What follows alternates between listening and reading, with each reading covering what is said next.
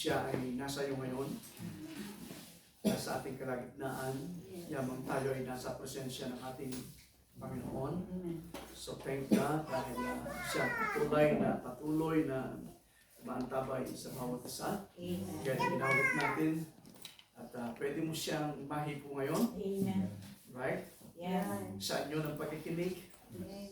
Right? Habang kayo nakaupo, nakikinig kayo sa kanyang salita, ay magkaroon kayo ng isang magandang ugnayan. So thank God for the song that we sing na siya na nagbibigay sa atin ng inspirasyon, right? Upang tayo ay magdiwang, magpasalamat, magpuri sa ating Panginoon. At bago tayo lubusang maupo, nais kong buksan natin ang ating mga Biblia sa pagpapatuloy po ng ating serye o series sa isang paksa nating tinutunghayan, Adam lost his rightful position. So, buksan natin ang aklat ng 1 Corinthians chapter 15, verse 21 to 22. O sa unang Korinto, kapitulo 15, talatang 21 hanggang 22. Nais kong basahin sa wikang Ingles, ang sabi po niya rito, "For since by man came death, by man came also the resurrection of the dead." Dito, dalawang bahagi natin makikita na dalawang tao ang tinutukoy dito. At sinabi niya dito, "For since by man came death." So, ang tinutukoy na tao dito ay walang iba kundi si Adan. Did you follow me now? Ngunit sa isang bahagi, sabi niya dito, by man came also. So, panibagong tao, right, ang dumating. At sino ito? Ito makikita natin. By man came also the resurrection of the dead. 22, "For us in Adam all die." Yung ikalawa naman, even so in Christ. So, ang binabanggit pala ng ikalawang tao na ito na walang iba kundi si Kristo. Sabi niya, even so in Christ shall all be made alive. So, ang Panginoon ang siyang patuloy na mag-bless sa kanyang salita at tayo po ay makakaupo na. Sa part 2 ng ating tinutunghayan dito sa ating series, sa pagpapatuloy po ng ating paksa, nasasabing Adam lost his rightful position. O nawala ni Adan ang kanyang tumpak o tamang kalalagayan. At napag-aralan natin nung nakaraan sa unang bahagi ng ating serye, na kung paano ipinagkaloob ng Diyos. Right? Ang isang katatayuan mula sa ating Ama, na walang iba kundi si Adan, na unang nilikha ng ating Panginoon, at nilikha niya si Adan ayon sa wangis ng Diyos. At nakita natin ang posisyon ng ating amang si Adan sa mga panahon yun ay tunay na siya man ay nagtataglay ng kapamanaanan o yung salitang authority and power. Right? Ngunit nawala ang lahat ng mga bagay nito dahil sa kapabayaan. At nawala, then Adam forfeit. Kapag sinabing forfeit, nawala. Right? Napabayaan. Natapos ang lahat ng mga bagay na yun dahil sa isang pagpapabaya na nagawa na kung saan noong kanilang inignore ang salita ng ating Panginoon sa panahon na kung saan sila ay nabubuhay doon sa kalagitnaan ng hardin ng Eden at ibinigay ng Diyos ang mga kakayanan, kapangyarihan, kapamalaanan para sa kanila upang gamitin ito upang mamuno sa lahat ng kanilang pinamumunuan. At nakita according to the Word. And go back to the Word. At ang salita ng Diyos ay magpapatunay sa bawat isa sa atin. na ang lahat ng mga bagay na ito ay ipinakita, ginawa at ginampanan ng kanyang mga nilikha. Right? Ang lahat ay binigay ng ating Panginoon Diyos. Ngunit dumating sa pagkakataon, ang lahat ng mga bagay na ito ay mawala. See? Kaya ang sabi ng banal na kasulatan, sa Tagalog, sapagkat iyamang sa pamamagitan ng tao'y dumating ang kamatayan. Right? At ang tinutukoy dito ay walang iba kundi si Adam o si Adan. Dahil ang sabi ng Panginoon sa panahon na kayo ay kumain ng bunga ng punong kahoy na ito, ay kayo'y mamamatay. So in other words, nung panahon na noon, nung hindi pa nag-i-intervene ang kaaway, ang serpente sa panahon iyon, there is no death. There is the power of death. Right? Para kay Adam at para kay Eve sa panahon iyon. But because of unbelief, because of ignoring of the Word of God, they disobeyed God. Right? Hindi nila sinunod ang ating Panginoon. Then sin struck the world. Nagkaroon ng isang kasalanan mula sa mundo iyon o sa mundong ito. Right? It is because they ignore the Word. They ignore the commandment of the Lord. Sila ay nahulog sa kasalanan through unbelief. Because the original sin is unbelief. Unbelief to the Word of God. Yan ang original na kasalanan ay yung hindi pagsunod sa salita ng ating Panginoon. So kapag hindi ka nakakasunod ng akma, hindi ka nakakasunod ng wasto, hindi ka nakakasunod ng tama sa salita ng ating Panginoon, you're still living in sin. But God wants the believer. God wants His people to believe His Word 100%, not 99.9%. Isang bahagi lamang ang hindi mo masunod. Isang bahagi lamang malinihis ka. Ikaw ay mahuhulog sa hindi pagsampalataya sa salita ng ating Panginoon. At kapag hindi ka nakasunod sa pagsampalataya sa salita ng ating Panginoon, then death will strike. Right? It is because of sin. At doon nag-strike ang kamatayan sa pamamagitan ng hindi pagsunod sa salita ng ating Panginoon sa kanyang nilikha. Did you follow me now? See? At nung kanilang masunod, ang pangungusap ng isang serpente, right? O pangungusap ni Satanas, pangungusap ng demonyo sa anyo ng serpente. Right? At yung serpente natin binabanggit dito, gaya na banggit nung unang pagkakataon, sa unang bahagi natin pinag-uusapan, hindi ito yung gumagapang. Saka lamang gumapang ang serpente ito nung siya ay sumpain na ng ating Panginoon. Right? Nung pasimula, siya ay nangungusap katulad ng isang tao. Right? Nakikipag-ugnayan siya, nagkakaroon siya ng fellowship sa tao. Isang matipuno. Right? Kung ano tilo kayo tataraki. Magandang dating. Right? Si isang karnal na paningin. Right? Pero hindi ito sa banal na paningin o pananaw. Iba ang paningin ng isang pinabanal kesa doon sa isang paningin ng isang karnal. Did you get me now? Kasi kapag ang isang tao ay humanga sa isang kagandahang karnal, maging kanyang kaisipan ay punong-puno ng karnalidad. Right? Ngunit ang isang taong pinabanal, siya ay nag-iisip ng banal na kaisipan. Right? Yamang tayo naman ay pinabanal din naman ng ating Panginoon. Mula sa kaisipan, mula sa kabuuan, hindi lamang bahagi ng ating katawan, kundi ang kabuuan ay pinabanal ng Diyos nung tayo ay ipanumbalik sa kabanalan ng ating Panginoon. Right? Dahil hindi pa yung tulutan ng Diyos na ang kabanalan ay mawawala sa eksena.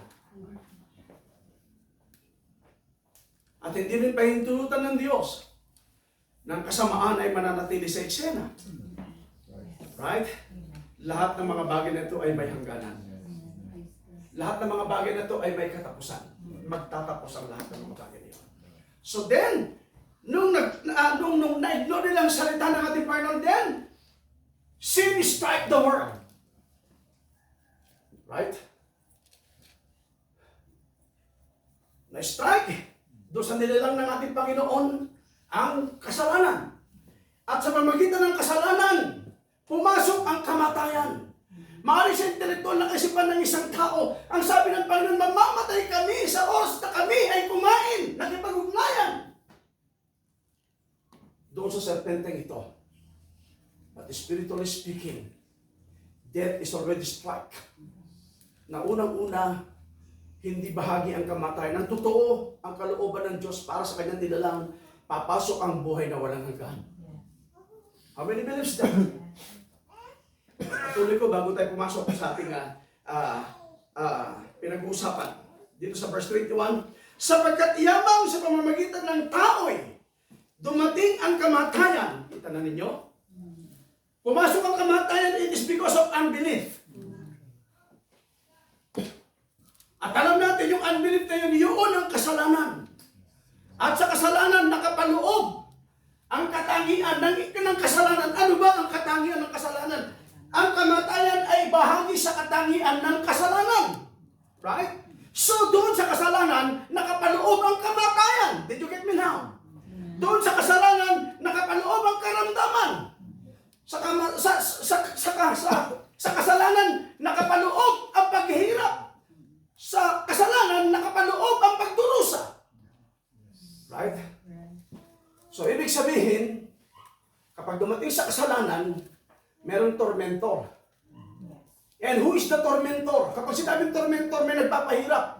Sino yung pasimuno ng paghihirap? Walang iba kundi si Satanas. Right? Pumasok ang torment. Right? Upang i-torment. Right? Ang tao. And not only the human. Maging ang mga nilikha ng Diyos. Right? Ay napahamak. It is because of sin. Do you believe that? Pagpatuloy natin. Sapagkat iyamang sa pamagitan ng tao ay dumating ang kamatayan, sa pamagitan din naman ng tao ay dumating ang pagkabuhay na maguli sa mga patay. At sino yun? Una, nagpasimula ang kamatayan sa panahon ni Adan. Right? Nung sila ay hindi sumunod sa salita ng ating Panginoon, nakapasok ang kamatayan. Pumasok ang kasalanan. Right? Ngunit hindi pa hinintulutan ng Diyos sa kanyang nilikha na masira ang pre-plan ng ating Panginoon. Kapag sinabing pre-plan, ito yung paunang layunin. Pagtatalaga ng ating Panginoon. Hindi pwedeng masira. Makapasok man, makapag-intervene man ang kaaway sa mga layunin ng ating Panginoon. Sa unang layunin ng ating Panginoon, it is already settled. It is already programmed.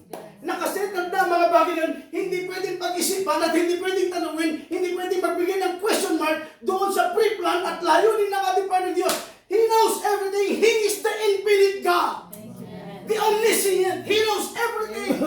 The powerful God. Alam niya ang lahat ng mga bagay na yun. Hindi siya pwedeng limitahan at hindi siya pwedeng bigyan ng boundary. Right? Alam niya mag-intervene ang kaaway. Pero meron na siyang inihanda, una pa man, sa pag-intervene ng kaaway. Alam niya papasok ang kasalanan. Pero meron na siyang inihanda pagpasok ng kasalanan. Alam niya papasok ang kamatayan. Ngunit meron na siyang inihanda para sa kamatayan. Kung ang kamatayan ay pumasok sa panahon ni Adan, ang sabi na ba nila kasulatan, merong isang taong dumating. Kung kay Adan may kamatayan, ang pagpasok naman nito ay buhay na walang hanggan. At sino ang tinutukoy dito? Walang iba kundi ang ating Panginoong Jesucristo. Siya ang inihanda. Siya ang inilagay sa isang tamang posisyon upang ipanumbalik ang tao sa layunin ng ating Panginoon mula sa kanyang paunang kalaman na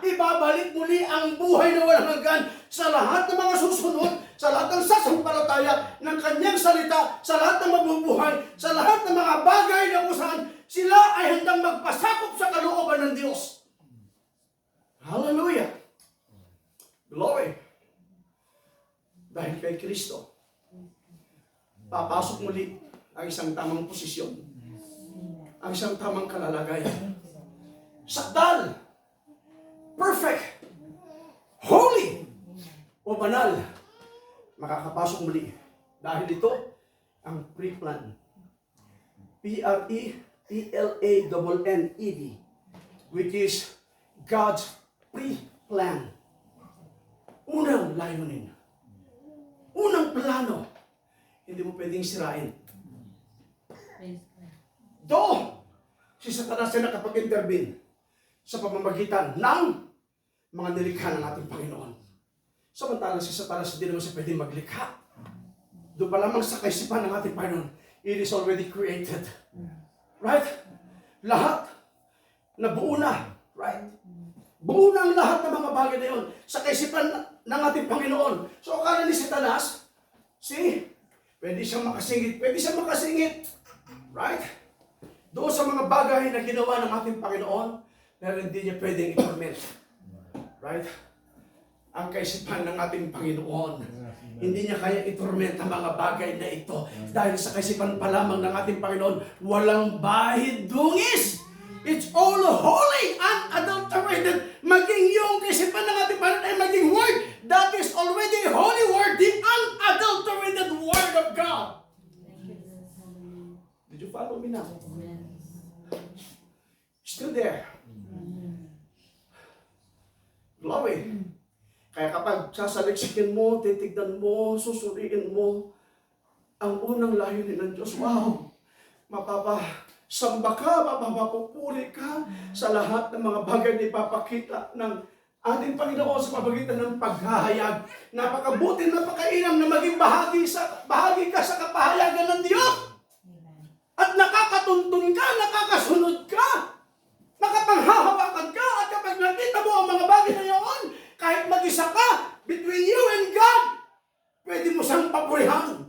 Between you and God, pwede mo siyang pasalamatan. Between you and God, ibigay mo ang tamang papuri para sa Kanya. Why? Because He is already revealed in you. Woo. What a great joy. What a great grace. It's amazing grace na binigay ng Diyos sa bawat isa sa atin. Glory! Glory! Salamat sa unang layunin ng ating Panginoon na ito'y nakaprogram na meron siyang inihanda para sa kamatayan. Right? Meron siyang inihanda para sa kasalanan. Meron siyang inihanda para sa mga karamdaman. Meron siyang inihanda para sa mga sakit. Meron siyang inihanda, right? Sa lahat ng mga naging bahagi ng sumpa. Right? Saan? According to His pre-plan. All is settled. All is perfect. At tayo ngayon, doon tayo nakatingin. Yung mga paunang kaalaman, mga paunang mensahe na binigyan ng Diyos sa bawat isang unti-unti nakikita natin, wow, thank you Lord, ito palang dakila mong layunin. Without the revelation, Lord, without the revealing of thy word, without the revealing, Lord, your mystery, how can I overcome? How can I follow? How can I believe? But thank God, you revealed your mystery. It is a mystery sa mga ibang tao, but for you today, it is not a mystery anymore. Why? Because it is already revealed. Hallelujah. Inihayag na sa bawat isa sa atin ang mga bagay nito. Pagpatuloy natin, sapagkat iyamang sa pamamagitan ng tao'y dumating ang kamatayan. Sa pamamagitan din naman ng tao'y si Kristo, dumating ang pagkabuhay na maguli sa mga patay. Verse 22, sapagkat kung paanong kay Adam, ang lahat ay nangamamatay. Hallelujah. Lahat. All living things. Right, na nabubuhay sa panahon noon. Sila man ay napahamak kasama sa kamatayan. Mapatao, mapahayop, mapaisda, mapahalaman. All living things. Did you get me now? Lahat ng may buhay. Right? Hanggat umiiral ang buhay, sabi ng banal kasulatan, lahat sa pasimula kay Adan ay nangamamatay. Ngunit hindi pa hintulutan ng Diyos, right, na maghahari ang kamatayan. Right? At pagharian ng kamatayan, ang dakilang layunin ng ating Panginoon. Lahat ng mga bagay na to, meron na siyang tinatawag na tawag na counter move ang ating Panginoon mula sa perverted move naman ni Satanas. Did you follow me now? Yung move ni Satanas, binantayan niya ng ating Panginoon. See, dahil si Satanas, isa lamang siya nilikha. Ang demonyo, isa lamang siya nilikha. Though is a spirit, right? Ngunit siya ay may pasimula. At lahat na may pasimula, may hangganan. Right? May katapusan siya. Dahil siya ay may pasimula. Ngunit merong isang mananatili. Right? The Alpha and Omega. Ang pasimula at ang wakas. Right? Walang kamatayan. Mananatili ang buhay na walang hanggan. Ngunit dumating sa kanya ang kamatayan nung siya nagsakatawang tao upang siya ay magbubuo ng dugo. Right? Ibigay ang kanyang sarili as a sacrificial lamb dahil ang kanyang mga layunin sa kanyang kaisipan, sa kanyang mga nobya ay nabahiran ng kasalanan. So kinakailangan ang tanging paraan para lamang maalis sila, may angat, mailabas sila sa alipin ng kasalanan, kinakailangan may tutubos. Kaya nga si Adam, noong mga panahon yung siya nahulog sa kasalanan, hindi niya pwedeng ibigay muli at ibalik ang kanyang original na posisyon since na nawala kanyang posisyon. Though, siya pagmamayari ng Diyos, siya nilikha ng ating Panginoon, ang pagtutubos hindi niya pwedeng gawin. Right? Ang tanging gagawa lamang dito ay yung tunay na nagmamayari sa kanya, sa kanyang nobya, sa kanyang mananampalataya. So kapag ikaw ay pagmamayari ng Diyos, siya mismo ang bababa. Siya mismo ang gaganap. Siya mismo ang gagawa ng pagtutubos. Hindi iba. It is not Adam. It is not Eve. It is not angels. It is not prophet. But God alone. He Himself ang gagawa ng isang pagtutubos. Right? So isang layunin ng ating Panginoon ng pagtutubos. Hanggang ngayon ay confusion sa mga maraming henyong tao, hindi nila makuha ang tamang kahulugan, ang layunin, ang kapahayagan ng ating Panginoon. Kaya nga dapat tayo ang inaaralan ng Diyos, hindi tayo dapat ang mag-aaral patungkol sa Diyos. Siya ang mag-aaral patungkol sa Kanya para sa atin. Ang tanging gagawin lamang natin ay sumunod at sumampalataya. Hindi natin dapat pagtalunan ang salita ng Diyos.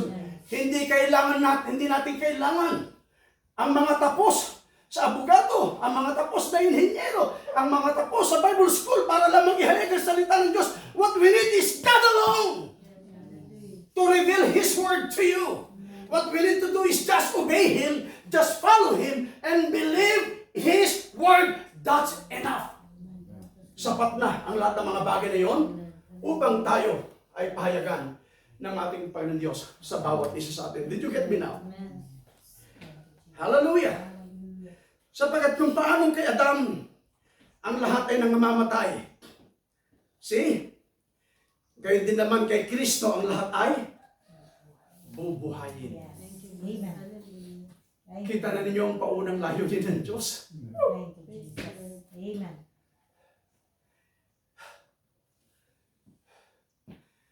Nung panahon na kung saan inilabas sila ng ating Panginoon sa atin ng Eden. Because of unbelief, because of sin.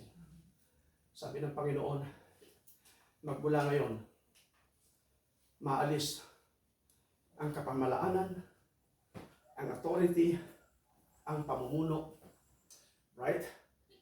At lalabas kayo sa hardin na ito. At lahat ng mga bagay na ito, maging ang lupa, ay isinumpa ng ating Panginoon. It is because of sin. Bakit? Dahil na-pervert ang nilikha ng ating Panginoon. Do you believe that? nahaluan, na pervert. At ayaw ng Diyos na mananatili ang perversion. Right? Yes. Kasi kung mananatili ang perversion, wala kang makikitang kasakdalan. There is no holiness doon sa word na perversion. Right? Wala kang makikita sa perversion kundi paghihirap, pagdurusa, karamdaman, sakit. Right? At ang lahat ng ito ay kalikasan ng kasalanan. All these things are attributes of sin. Kaya pumasok ang kamatayan, it is because of sin. Kaya merong kamatayan ang kasalanan, it is because of sin. So yung kamatayan, ito ay attributes ng kasalanan. Right? At ito ang unti-unti lilinisin ng ating Panginoon maging sa mundong ito. Right? Na na-pervert. Kaya nga, noong na-pervert ang mundong ito, right? Naisalin, no? Nakuha ni Satanas ang pamumuno. Right? Buong mundo, lahat ng bansa. Right? Pinamunuan niya. So lahat ng kanyang pinamunuan, walang kapayapaan. Lahat ng kanyang pinamunuan, lahat ng bansa na kanyang pinamunuan, ay nagpapasimula nagkakaroon ng pagdurusa. Paghihirap. Right? Nagkakaroon ng digmaan. There is no peace. Right? Walang kapayapaan. Kaya nga, yung awit na, yung kapayapaan na nasa kanya, na binigay niya sa bawat isa sa atin, hindi ito nasundan, hindi ito naunawaan ng tao. Ito yung kapayapaan na ibabalik ng ating Panginoon sa bawat isa sa atin, na kung saan ang kapayapaan ito ang ating ipapamuhay. Ang mundong ito, hindi nila maunawaan ang kapayapaan nasa sa iyo. Bakit? Simula nung ikaw ilagay mo din ang ating Panginoon sa isang tamang posisyon. Hindi ka nila maunawaan. Hindi nila maunawaan ang nasa sa iyo. Hindi nila maunawaan kung ano ang lakad mo. Bakit nila maunawaan kung hindi naman nila ginaganap? Bakit nila maunawaan kung hindi naman nila sila rin ay sumusunod? Paano nila maunawaan kung hindi sila nabubuhay sa isang pamumuhay na ginagawa mo?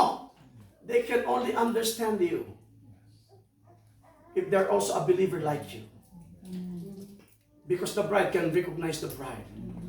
Right? Siya lamang ang makakakilala sa kapwa niyang nobya. Siya lamang ang makaka-identify sa kapwa niyang mananampalataya. Nasusundan niyo ko ngayon. Hallelujah! So, lahat ng mga bagay na ito ay napahamak. At sabi ng Panginoon sa serpente, dahil sa ginawa mo. Right? Mula ngayon, mula sa pagiging matipuno, right?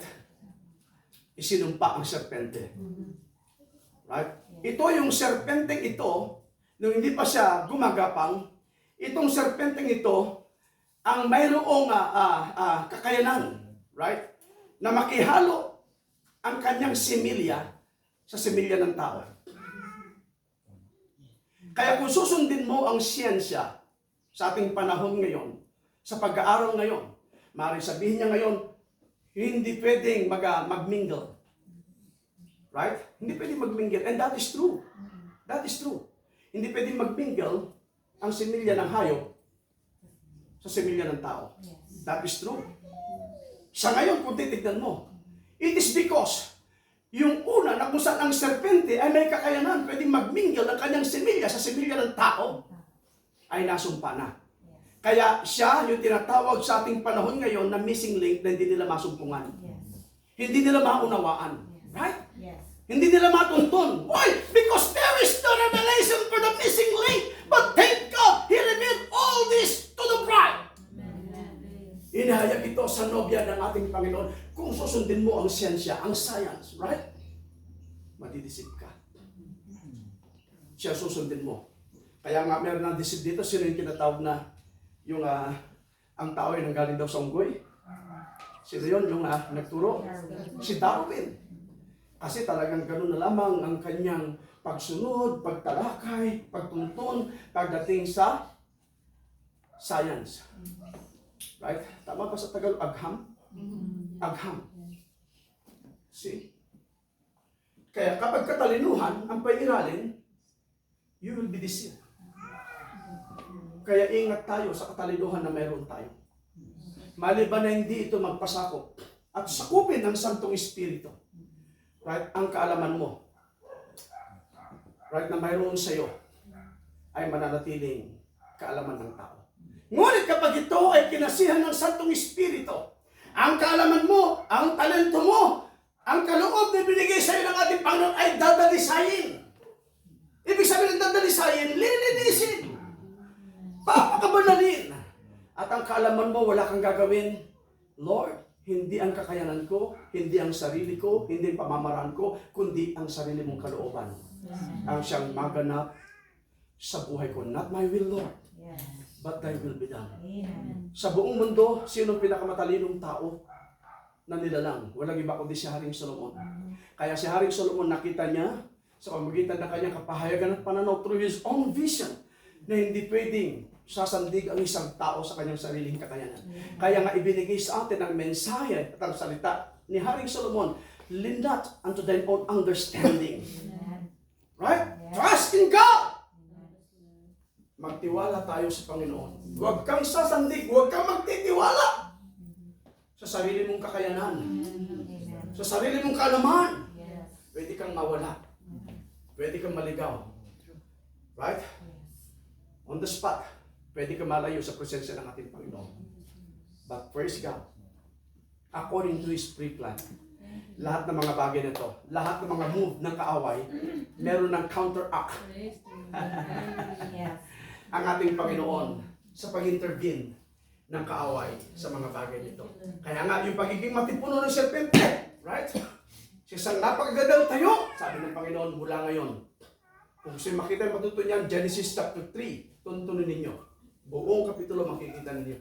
Magmula ngayon, ikaw ay gagapang. At nung may sumpa siya, doon pa lamang nagpasimulang gumapang ang serpente. Kasi ang salitang serpente kasi kagad, ang kanila kasi pa ahas. Pero ang totoong ahas, right? Noon, hindi yung reptile na gumagapang. Ang totoong ahas ay yung nakatayo. Saka lamang siya gumapang, naging reptile nung siya ay isinumpa. Kaya gumapang, pasimulang gumapang ang serpente. At sabi naman ng Panginoon mula kay Adan, medyo mapapahaba tayo, ewan ko kung mapapapart 3 tayo. Sabi ng Panginoon kay Adan, magmula ngayon, kakain na kayo sa pamamagitan ng inyong pagpapagal, pagpapawis. Magmula ngayon, bubungkalin na ninyo ang lupa. Dati-dati, ang lupa ay perfect. Right? Mamumunga ng sagana. Right? Walang insekto. Ang mga halaman, all is perfect. Bakit? Dahil lahat ng nilikha ng ating Panginoon is perfect. Saka lamang pumasok ang insekto. Saka lamang pumasok ang pagkasira ng mga bunga because of unbelief. At yung unbelief na yun yung kasalanan. Kaya napakahirap kapag pumasok mag-strike ang kasalanan, which is the unbelief to the word. Maraming sisirain. Maraming mapapahamak. Ngunit, sa unang pananaw at pangitain at plano ng ating Panginoon, alam niyang maraming mapapahamak. Ultimong tayo. Right?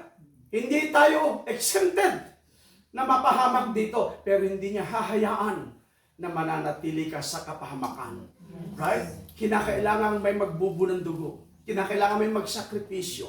Kinakailangan merong tumubos sa iyo dahil ikaw ay pag-aari ng Diyos. Kinakailangan ikaw ay kanyang tubusin. Kaya doon sa krus ng Kalbaryo, dumating ang pagtutubos, nagbubo ng dugo ang Diyos mula sa anyong espiritu ay nagsakatawang tao para maganap at magampanan niya ang pagtutubos dahil sa inyong espiritu, hindi mo pwedeng ipako ang Diyos. Sa inyong espiritu, hindi pwedeng magbubo ang Diyos. So anong kinakailangan gawin ng Diyos para siya makapagtubos at magbubo ng dugo? Kinakailangan niyang baguhin ang kanyang anyo sa anyong tao. No wonder ang sinabi ng John 1:1, in the beginning was the Word, and the Word was with God, and the Word was God, and the Word was made flesh and dwelt among us. Who is that flesh that dwelt among us? That is Emmanuel. And what is the meaning of Emmanuel? God is with us. Right? Amen. Hallelujah. So yun, ang kapangyarihan ng pagtutubos. That is the power of redemption. It's in the blood. Amen. Right? Maaari sa krus ng Kalbaryo, makikita ang pagdaloy ng dugo mula sa kanyang ulunan, mula sa kanyang katawan, hanggang talampakan ay umaagos ang dugo. Mula sa kanyang tagiliran, mula sa buong katawan, nakikita mo ang pag-agos ng dugo, hanggang ang chemistry ng blood ay mahulog sa lupa. But to tell you now, though the chemistry of the blood ay pwedeng matigang, tumigas, right, sa lupa. But to tell you, right now, I declare, it's my right and power as a servant of the Lord, I declare, the power that was in the blood will never lose. It will never lose. The power is still there. Nananatili ang buhay. At ang buhay ay gumapang. Sabihin mo mang taga-bundok ka, right? Naroon ka sa mataas na kabundukan, gumapang ang buhay ng dugo. Paitaas mula sa mga mananampalataya at sa mga piniling nobya ng ating Panginoon. Hindi natin pwedeng sabihin taga-bundok ako, taga-Highlander ako, ikaw ay taga-lowland. No! The power is still there. Has a power upang gapangin ang mga piniling nobya kung saan man, upang ibigay ang kapangyarihan ng buhay mula sa dugo. Ngayon I declare, ang buhay ng dugo ay nasa nobya na ng ating Panginoong Jesucristo. Can we clap our hands?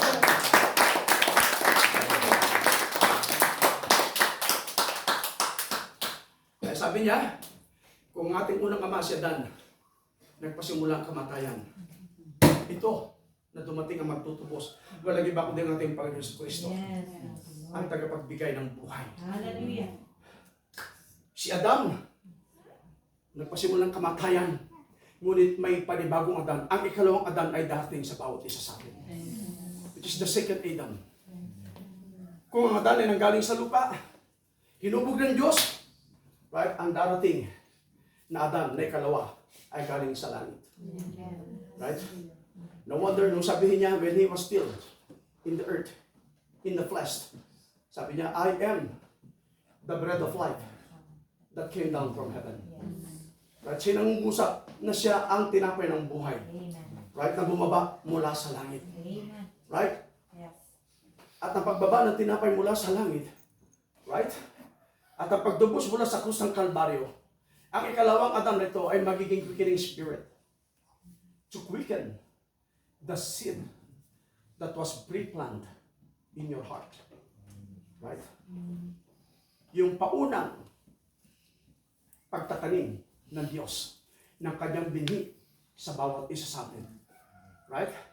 Unang pagtatanim, paunang paglalagay, kaya lagi natin ginagamit yung sa deposited word. That is the deposited word of God in you. Right? Doon sa unang layunin ng ating Panginoon, isa ka. Right? Na dinepositohan ng Diyos ng kanyang salita. Darating ang pagkakataon, right? Nag-strike man ang kamatayan, it is because of sin. Ngunit merong counteract na pwedeng tanggalin ang kamatayan at ilagay tayo muli ng ating Panginoon sa isang tunay na posisyon na wala man sa atin, right? Ang pangako ng isang buhay na walang hanggan, ngunit ipapanumbalik muli sa atin ng ating Panginoon upang tayo ay makakuha ng tamang katuparan ng kanyang pangako upang maabot natin ang buhay na walang hanggan. Ang gagawin natin under the sa ilalim ng kanyang proseso. Anong gagawin natin? Lalakad tayo, susunod tayo, magsisisi tayo. Right? Saan? Sa ating mga kasalanan. Ano yung mga kasalanan? Unbelief to the word. Right? Sabi ni Peter, repent and be baptized. In the name of Jesus Christ. Right? And ye shall receive the gift of the Holy Ghost. My question today, what is the gift of the Holy Ghost? Eternal life. Buhay na walang hanggan na nawala sa kamay ng ating amang si Adan. Buhay na walang hanggan, right? Na nawala sa atin ang karapatan. Ngunit ang pangako ng Diyos, ipapanumbalik ng Panginoon. Manunumbalik muli ito sa kanyang mga inilagay sa kanyang layunin. Salamat dahil tayo ay kasama doon sa pre-plan ng ating Panginoon. Yung unang layunin, yung unang plano ng ating Panginoon Diyos. Kasama tayo doon. Hindi tayo nilagpasan kundi ikaw ang pinatungkulan. Pwede ba palakpakan mo?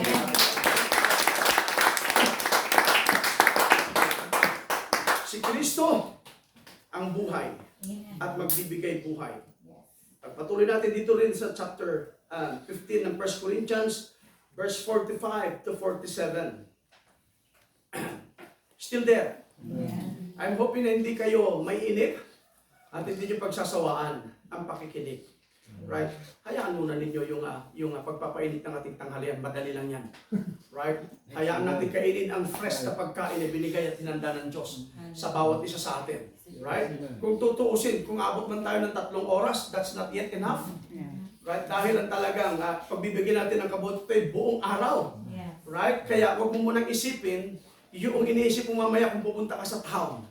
Right? Isipin mo, nandito ka sa gawain sa ating Panginoon. Gusto mong pagpalain, huwag ka muna mag-isip. Right? Huwag mo munang haluan ang kaisipan mo ngayon. Kapag ikaw ay nasa pagtitipon, isipin mo gawain sa Panginoon. Huwag mong ibabalik ang iyong kaisipan sa isang outside, sa isang panlabas na kaisipan yamang ikaw ay nasa presensya ng ating Panginoon. Do you believe that you are now in a Shekinah glory? Right? What is the Shekinah glory? The Shekinah glory means is the presence of the Lord. Right? Ngayon, ikaw ay nasa presensya ng ating Panginoon. At kapag ikaw ay nasa Shekinah glory sa presensya ng ating Panginoon, ang iyong kaisipan, yung undivided attention mo, hindi nahahaluan. Right? Hindi nababago ang iyong kaisipan. Narito ka to worship, to praise Him. We thank you, Lord, for the message of the hour. We thank you for your word, Lord. We enjoy. We're so blessed. Right? Kaya habang kayo nakikinig, patuloy kayo nananalangin sa isang mangangaral na ginagamit ng ating Panginoon dahil kami man, meron kami hangganan, kami man may mga kainaan, kami man may limitasyon. Pwede kami mapagod. But through your backup in prayer, sa inyong panalangin, Lord, give Him more strength and power and anointing.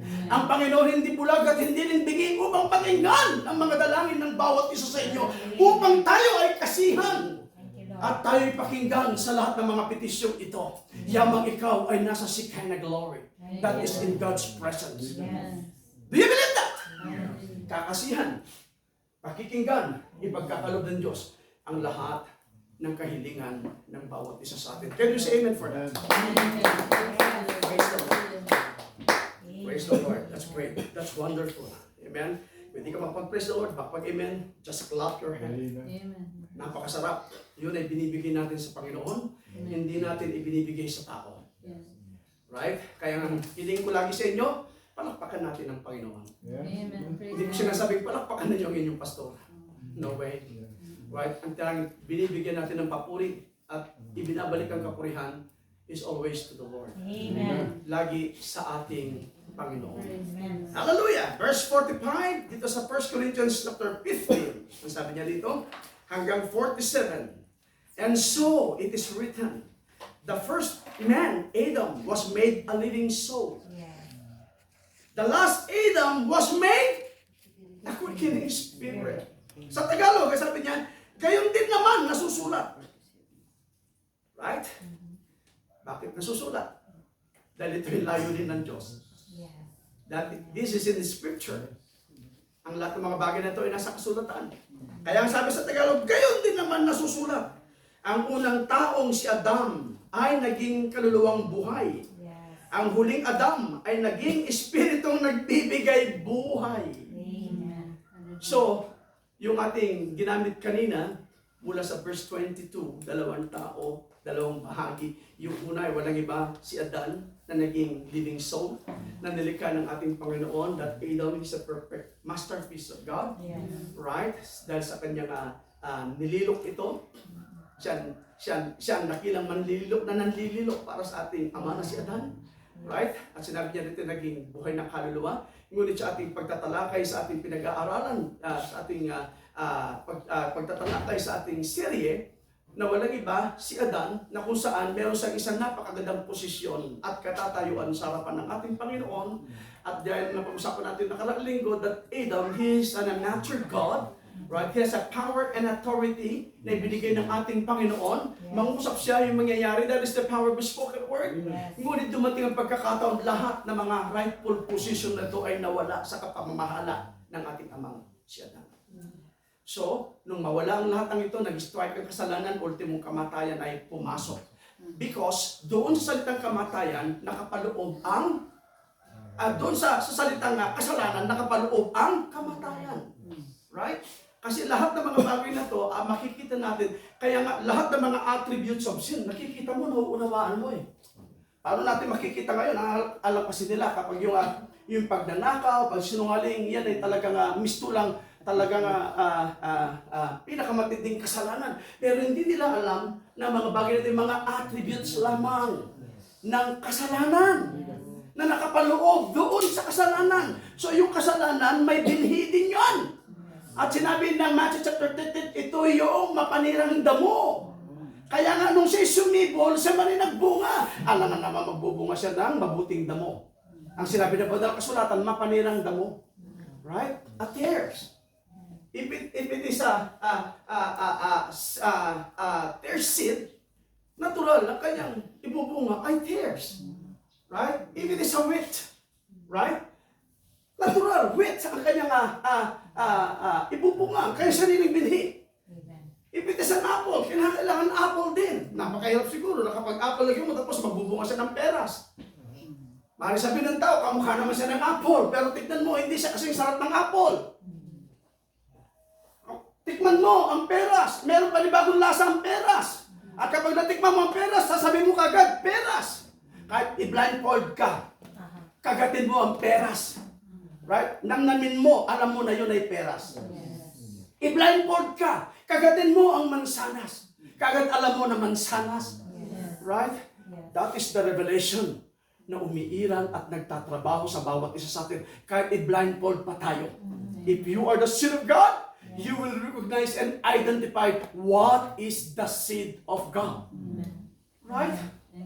Siguro naman, dahil matagal na tayo nagsasama. For how many years? 13 years. I-blindfold ko ang bawat isa sa inyo. Right? Tatayo kami, ako, si Barrier at si Joshua dito sa harapan. Habang naka-blindfold kayo, mangungusap sa amin ang tatlo, alam ninyo kung kanino boses yun. Yes. Kahit i-blindfold kayo. Yes. Bakit? Kasi pamilyar na kayo. Yes. Pamilyar na kayo. Saan? Sa tinig. Yes. Right? Sa pangungusap. Yes. Right? Pag ako'y nangusap naman, yung pastor namin yun. Kasi madalas naroronglaman ng pastor namin. Kagad ako yun. Right? Identify ninyo yun. Tama ba ako? At kapag buksan ninyo ang inyong mga, alisin ang inyong mga blindfold, bakit kami nga? How much more with the voice and the message of the hour, with the word of God. Alam na alam natin. Right? Kahit na ikaw ay nasa higaan, makinig ka ng mga mensahe, ng mga online. Alam mo kung saan galing. Alam mo kung saan mensahe ito. But thank God, He gave us the certain message of the hour na kanyang ibinigay sa bawat isa. If it is not yet revealed to you, truly, pwede kang ma-confuse. But the word, which is a certain word, a certain message na i-deliver sa iyo ng ating Panginoon, God is very certain to you because you are a certain also to believe to His word. If there is a certain message, a certain word, God also predestined you to be a certain believer. Right? Pwede bang bagitin natin na malakas? Believer! You are a certain believer. Believer, can we clap our hands to the Lord?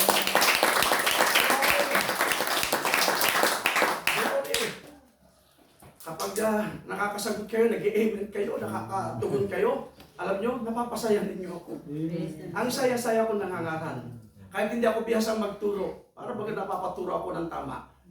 Right? Ang totoo niya talagang tama, dapat tayo tumayo sa salita ng ating Panginoon. Kapag ikaw ay tumayo sa tama, God will lead you to all the truth. Because the truth will set you free. Napakasarap ang maging malaya.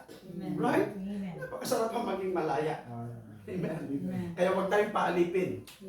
Simula nung inilabas na tayo ng ating Panginoon sa pagiging alipin sa kasalanan. Right? Pinalaya tayo ng ating Panginoon. Nung tayo naging malaya, just like an eagle. Sabi ng awit, fly high. Hindi ko alam yung kasunod doon. Basta fly high, matungkol sa eagle yun. Right? Fly high. Right? Nakatanaw. Right? Pero dumating ang mga pagkakataon. Right? Mga ministro lumabas sa organisasyon. pumasok dito sa mensahe. Akala nila lumabas sila sa organisasyon, pero dala-dala pa rin nila ang espiritu ng pamamaraan, ang espiritu at sistema ng organisasyon, ipinasok sa mensahe. Gusto nila uling umalipin at nag-aalipin. Right? Napakahirap ang maging alipin. Kapag ikaw ay naging alipin muli, tandaan natin, hindi mo makikita yung tamang kaloob na binigay sa iyo ng Diyos hanggat ikaw ay nasa ilalim ng pagkabilanggo o pagiging alipin sa pamamaraan ng tao. Kapag dahil pinalaya ng Diyos, lahat ipapakita, ipapaunawa sa atin ng ating Panginoon. Amen. Ipapaunawa sa atin kung bakit tayo naging alipin. Ngayon, kapag ikaw ay dating alipin, kapag ipinakita siya natin pag naunawa ng pagiging alipin, at doon mo marirealize kayo, doon mo makikita, ayaw ko nang maging alipin muli. Amen. Pero ang katakataka, kung bakit meron bumabalik na gusto magpaalipin muli. Right? Kasi itong mga taong ito, sinasamantala din ng mga magagaling sa labas na pumasok dito sa mensahe, kapag kayo ay hindi sumama sa akin, kayo ay susumpain. Kayo ay mga rebelde. Kaya, my God, hanggat alam mo ang iyong katatayuan, alam mo ang iyong pinanghawakan, alam mo ang sinampalatayanan mo, nakita mo kung paano ka palayain ng Diyos, you are a free believer. Yes. Amen. Malaya ka. Praise God. There is no room again, right, to become a bondage once again. Hallelujah. Naramdaman na natin na maging alipin. Sunod-sunuran tayo. Wala kang magawa. You have no right to speak. You have no right to reason out. Right? Wala kang gagawin. Dahil alipin ka nga eh. Bandage ka eh. Kita nyo ang kahirapan na ginawa ng mga Ehipto nung ang bayan ng Israel ay naroon sa Egypt. Right? Naroon ang kanilang pagdurusa. Nakita nila, naranasan nila lahat ng mga consequences na kanilang ginawa. Right? Sila ay naging alipin. Alam mo, alam din nila kung bakit sila naging alipin. It is because they disobey God. Yes. Amen. Lumabas sila doon sa isang lugar na inihanda ng ating Panginoon para sa kanila. Once you come out, doon sa presensya, doon sa homeland, doon sa pananampalataya, doon sa mensahe, doon sa salita ng ating Panginoon, kapag lumabas ang tao, lalabas ka sa lahat ng mga pangako at benepisyong ibinigay ng Diyos. Yes. Right? Kapag lumabas ka. Kaya dahil sila lumabas, nakita nila ang lahat ng kanilang consequences.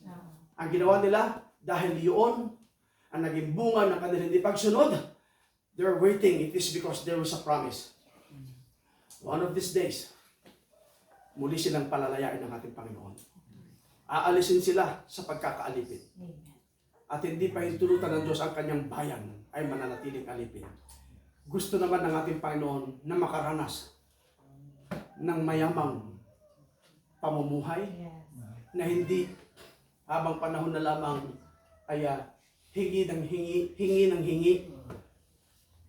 It's sad to say, sa ating panahon ngayon, ay napakaraming mga mangangaral na narito sa message. Right? Hingi ng hingi. Right? Hingi ng hingi. Yamang tayo binigyan ng Panginoon na dapat natin pagtiwalaan.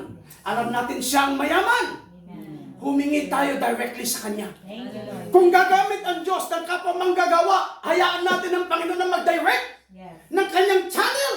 Hindi natin pwedeng turuan ng ating Panginoon. Huwag mo i-direct sa tao, ibigay mo sa ating Panginoon. Ang Diyos ang kikilos at gagawa ng kanyang channels. Dahil ang Panginoon meron sa mga channels of His blessings. Amen. Upang ang kanyang pagpapala ay dumating sa iyo, dumating sa bawat isa sa atin. Amen. Ganyan ang pag-iral ng ating Panginoon. It's sad to say. Litrato ng litrato, ipakita yung mga pinuntan, ipinakita yung mga binautismo, ipinapakita sa social media. See? At pagkatapos ipapakita, malungkot sila nakahiga. Napagod kami, masakit ang ulo ko, nag-aantay kami ng muling pagbibigyan ng blessings para bukas na naman ay makakilos kami. Oh my God. Use the social media, The power. right? Para maging powerful sa evangelism. Huwag mong gawin ang social media para ipakita mo na ikaw ay gumagawa para ikaw pagpalain. Kaya nga, nasasamantala ang social media rin sa ating panahon ngayon. Bakit? Ang nagmamayari sa social media walang iba kundi ang tree of knowledge, good and evil. Kaya sasabihin niya si isang ministro, sige, i-post mo nang i-post yan. At pagkatapos ipakita mo, tignan mo, bibigyan kayo ng missionary. Oh my God. Back to this church. It is my right to tell. It is my right to preach. Because I am your pastor. At ako'y nangangaral sa iglesia ito. Hindi ako nangangaral sa labas. But to this church, they binigay ng ating part. I have a right to tell this. And to preach this. And to teach this. Right? Upang huwag natin silang gayahin. Huwag silang ating pamarisan. Sumunod tayo sa Diyos. Ipakita natin na tayo ay may tiwala sa Diyos. Right? Ibigay natin ang tamang paglilingkod. God is not blind to see your faithfulness. God is not blind to see all your sacrifices. Right? God knows your faithfulness. If you are a giver, tatapatan ng Diyos ang pagiging giver mo. Right? Kung ikaw nangangailangan, ibibigay ng Diyos ang pagpapalang pangangailangan mo. That is His promise. Kung hindi niya ginawa ang kanyang pangako, He is not God. That is my challenge to all the believers. He is not God kung hindi niya ginawa, ginampanan ang kanyang mga pangako. But He is God. Hindi sa katulad ng tao kapag nangako nagfe-fail. Pero kapag siya ang nangako, kanyang tutuparin ang kanyang pangako sa bawat isa sa atin. Still there? Hallelujah. Glory. Medyo napahaba ko dito sa ating tinatalakay. Verse 46. Howbeit, that was not first which is spiritual, but that which is natural, and afterward that which is spiritual. Sa Tagalog, bagaman ang ukol sa espiritu ay hindi siyang una. Right? Kundi ang ukol sa lupa. Sino yon? Si Adan. Pagkatapos, ang ukol sa espiritu. Verse 47, the first man is of the earth. Sa Tagalog, ang unang tao ay tagalupa. Sino yun? Si Adan. Patuloy ko, the first man is of the earth, earthy. The second man is the Lord from heaven. Right? Sa Tagalog, ang unang tao ay tagalupa na ukol sa lupa. Ang ikalawang tao ay tagalangit. Right? Kaya yun ang binabanggit natin na ito ang ikalawang Adan, it become a quickening spirit. At hindi pwedeng ma-quicken ang binhi na nasa sayo maliban na hindi siya muling mabuhay na maguli mula sa kanyang pagganap sa isang pagtutubos o katubusan. Kinakailangan siyang mamatay dahil yun ang isang bagay na kung saang pagganap sa pagtutubos, tanging kamatayan. Sabi ng Panginoon, ang ginawa nga ni Satanas, pag-uusapan natin yung mensahe ito, napakaganda rin, we have more than conquerors, right? Pero hindi na tayo papasok doon. So susunod, tatalakay natin, napakaganda pagdadramatize ng mga propeta sa bagay na to. Right? So ang pagganap, right, na kamatayan, upang maibigay ang quickening power doon sa mga binhi na inilagay ng Panginoon sa bawat isa sa atin. Sino ang mag-quicken doon? The Holy Spirit. Kaya nga siya yung ikalawang Adan na siya naging quickening power, quickening spirit to quicken the seed that was deposited in our heart. Can we clap it to the Lord?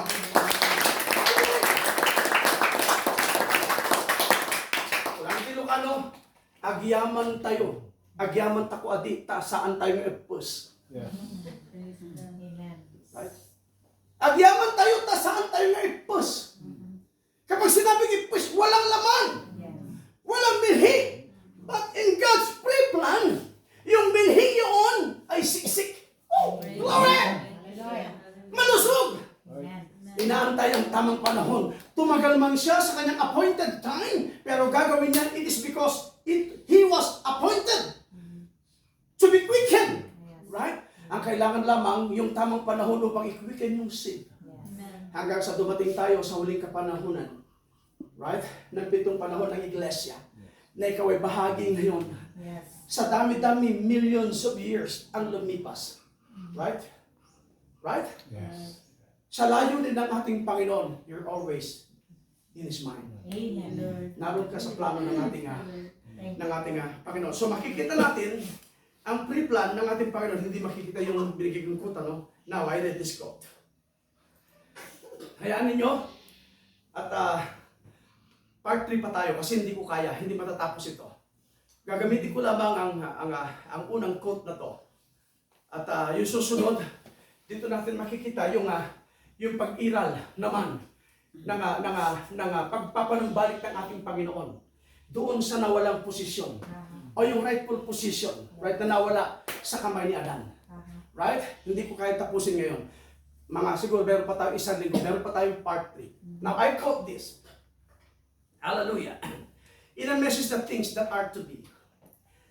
Starting dito tayo sa paragraph 22. Sabi niya dito, see, you were all pre-planned by God. Pre-planned. Ito yung binanggit ko kanina. P-R-E-P-L-A-N-N-E-D. Pre-planned. Right? Tama ba pagbigkas ko? Pre-planned or pre-planned? Silent D ba yun o hindi? Ha? With D, kasi meron siyang ED, di ba? Yes. Okay. Salamat. Nagkakaroon ako ng kaalaman sa inyo at natutulungan ninyo ako. Kaya sabi ko sa inyo, ipagpamanin ninyo ang inyong buting pastor ay kulang sa pag-aaral. Ang natapos ko lamang po ay sekundarya ng high school. Nasubukan ko mag-graduate. Grade 6 lamang po. So ipagpamanin ninyo kung ako ay makapangusap ng mga katawa-tawa ko minsan, ibigyan natin ang sweet smile sa ating Panginoon. Hallelujah. Glory. Now, continue. See, you were all pre-planned by God. Nothing happens by the chance with God. Yes. He knows all about it. Amen. It's all pre-planned, right? For many generations back so that you could be here. Dito naman kasi tonight, pero gusto kong gamitin yung today. Right? Today. Yes. Did you know that? Just think. That you, at one time, I'll repeat this again. You at one time was in your father.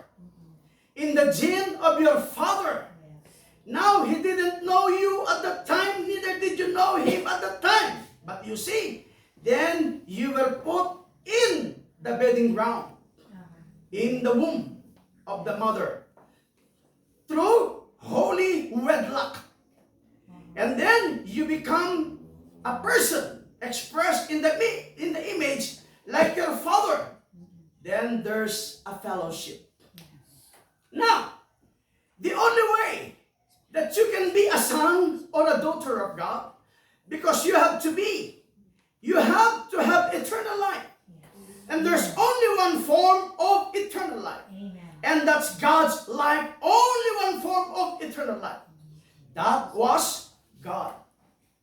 There to be a son of God, you have to be in Him always. The gene of your life, spiritual life, today was in God the Father before there was even a molecule. See? And you are nothing but manifestation of the gene of life Yes. that was in God as a son of God. Now you are expressed after His word has come in you. Hallelujah. Ito na yung salita na nakadeposito ngayon sa inyo. Right? Right. Na naitanim sa bawat isa sa inyo. To light up this age, you are expressing God's light in you. Because you are a son or a daughter of God. Therefore, you get what I mean? See, you are now made. You are sitting in this church today. Amen. Because your duty is to express God Yes. to this nation and to these people and to this neighborhood where you are associated. Continue. wherever you are, God knew that you would be here because you have to be one of His genes, of His attributes. Amen. You have to be. If you got eternal life, then it always was eternal life. And God, before there was a foundation of the world, knew that you would be here.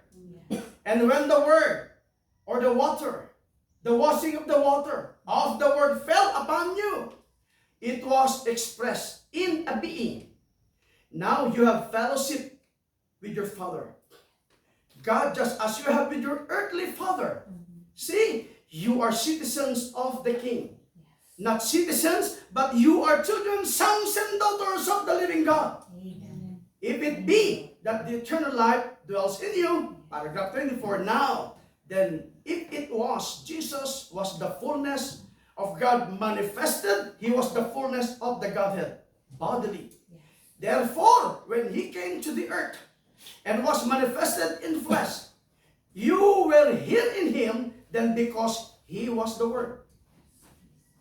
In the beginning was the Word. The Word was with God, and the Word was God. And the Word was made flesh and dwelt among us. Amen. The Word was made flesh, therefore you walked with Him. You were in Him Yes. when He was on earth. You suffered with Him, and you died with Him. Yes. You was buried with Him, Amen. and now you are risen with Him, Amen. and manifested attributes of God sitting in heavenly places, Yes. already raised, Thank you, Lord. R-A-I-S-E-D, already raised, resurrected to new life, Praise God. sitting in heavenly places.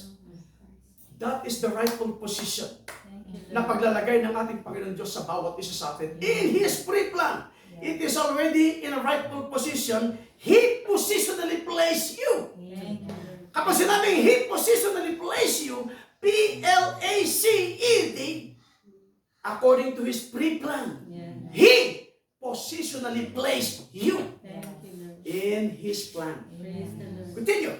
Sitting in heavenly places in Christ Jesus. Oh, that means so much nowadays. Church, that means so much to us Yes. to see ourselves, our positionally placed in Jesus Christ. Amen. Can we clap our hands to the Lord? Hallelujah! One more paragraph. One more paragraph. Now, if we are those attributes of God, we cannot live by creeds. Amen. Right? Kung tayo ay isa sa mga katangian ng ating Panginoon, natural, hindi tayo mabubuhay sa kredo. Yes. Amen. Sa kredo ng tao. Man-made creed. Man-made dogma. Let the message explain sa bawat isa sa atin ay maihayag. Now, if we are those attributes of God, we cannot live by creeds. We cannot live by denominationalism.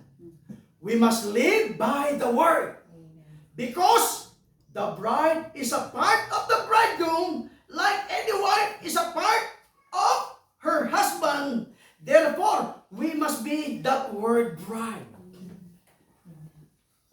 Kagabi, meron doon sa mga chatting na nakagrupo, sa group of the ministers, kasama ang Luzon, Visayas, Mindanao at nakasama ko doon.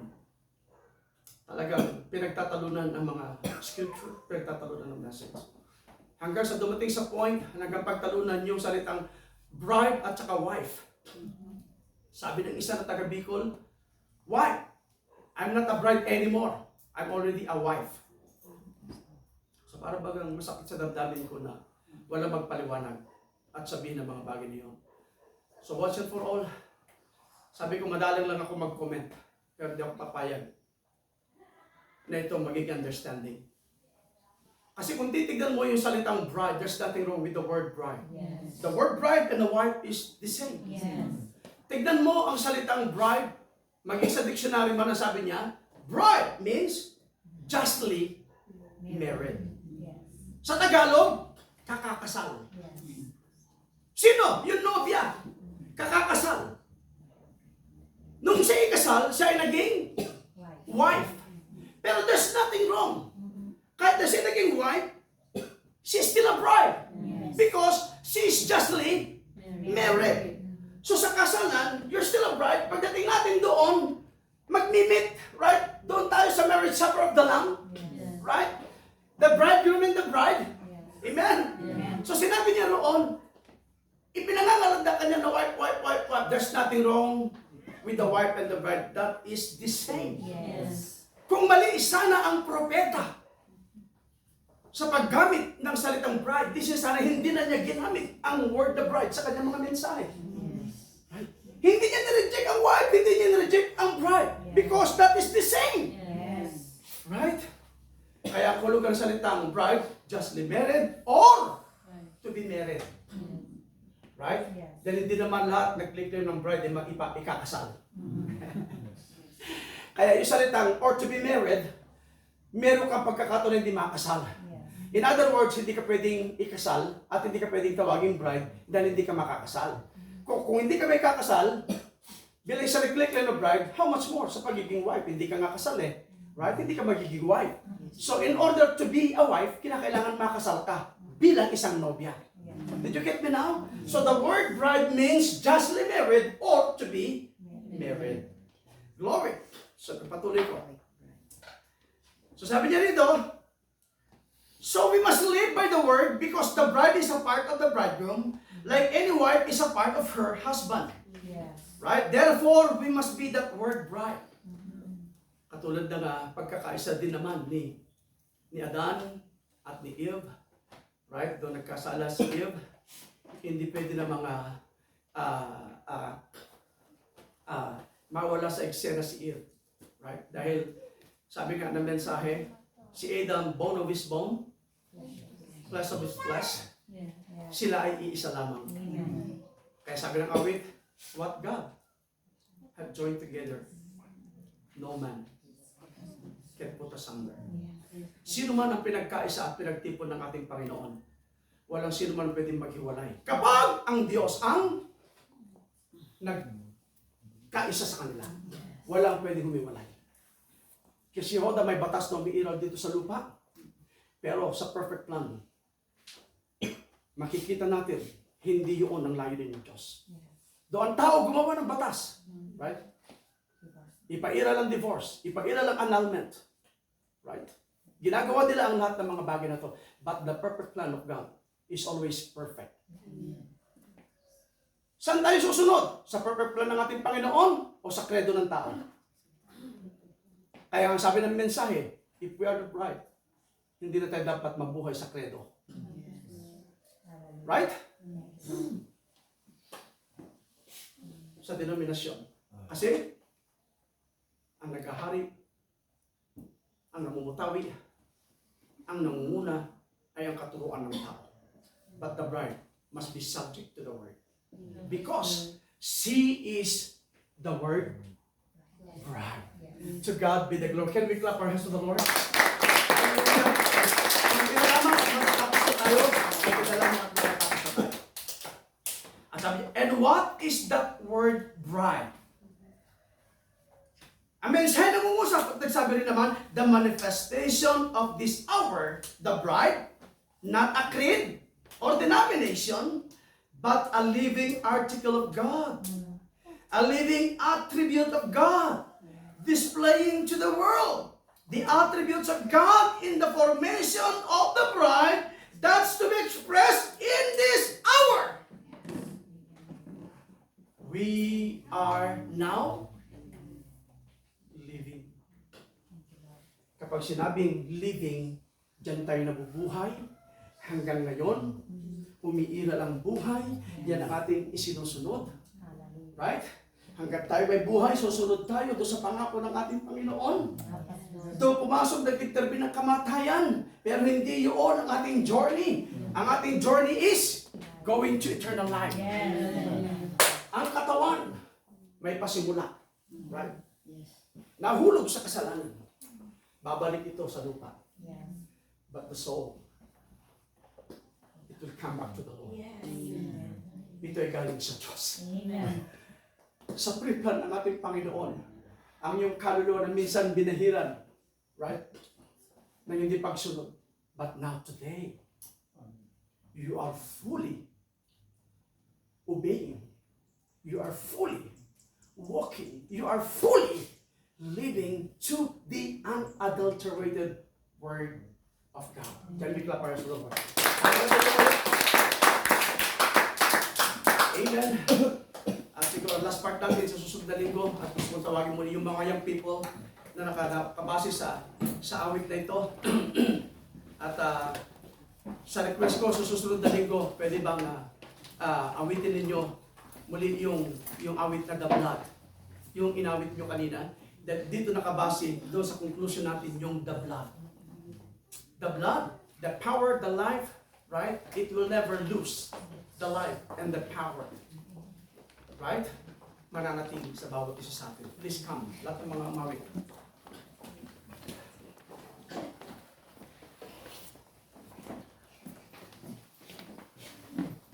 Thank you, Lord.